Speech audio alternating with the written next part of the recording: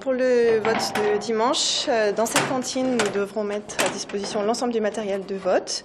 Dernier préparatif avant le premier tour de la présidentielle dimanche. Ici à Villeurbanne, tout est prêt pour l'ouverture des bureaux de vote.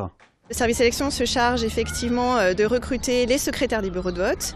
L'élu adjoint en charge des élections, lui, s'occupe des présidents de bureaux de vote et les partis politiques doivent nous transmettre la liste des assesseurs. Donc normalement, tout le personnel devrait être à disposition dimanche. Des bureaux de vote qui seront ouverts dimanche de 8h à 19h et jusqu'à 20h à Lyon et Villeurbanne. Le chiffre du jour, 230, c'est le nombre d'élus locaux de droite et du centre de toute la France qui appellent dans une tribune rendue publique cette semaine à voter Emmanuel Macron dimanche.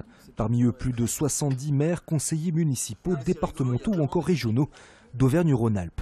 Pour nous, Emmanuel Macron, si vous voulez, il est dans une position, il a un projet déjà qui est très rassembleur. On voit bien le rassemblement très varié, quand vous voyez qu'y compris Dominique de Villepin le rejoint hier, on voit bien qu'il y a un rassemblement qui est large et qui a vocation à créer de l'unité dans le pays. Alors, l'appel, il est d'abord pour dire aux gens d'aller voter dimanche, pour que l'abstention ne nous empêche pas d'avoir un vrai choix républicain au deuxième tour.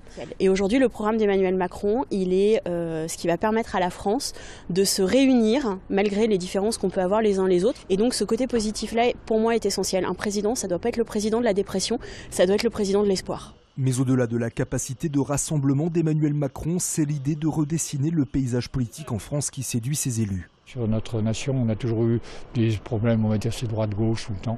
Alors que là, quand même, il y a l'union, on va dire, de gens qui veulent quelque chose de nouveau, qui veulent entreprendre, on va dire, une situation donc différente, on va dire, pour notre pays, et qui incarnent, on va dire, une espérance qui est importante. Et je pense que l'ensemble des jeunes vont nous rejoindre là-dessus, parce que c'est quand même important de nous présenter autre chose que des schémas traditionnels, bien classiques.